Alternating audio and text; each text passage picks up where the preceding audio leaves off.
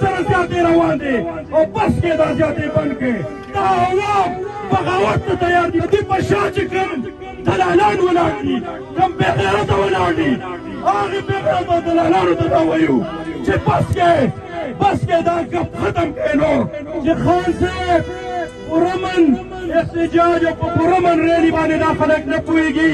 بس که د عوام له اجازت ورکړه دا ریډ لاین تاسو کراس کړو خو یو خبر د کوم عزتمندو او نوجوانانو نن بیا مونږ ته وایي پرامن احتجاج وکړئ زما ستا لیډر مونږ ته وایي پرامن احتجاج وکړئ خو زه به دې سټریټ له خان صاحب وایم چې خان صاحب بس کا دا پرامن احتجاج خلک نه دي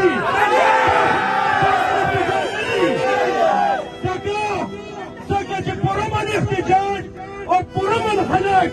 دوی سره دا کردار ادا کېږي نن خان صاحب ته وایي چې خان صاحب بس که د 25 کیلومتر به څه وزیر اعظمي او د هغه به څه وزیر داخلۍ او د هغه به بیا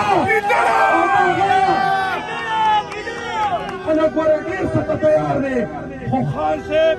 نن هم دا خبره کوي چې پرامن اوسئ نو زما دا خواست عزتمندو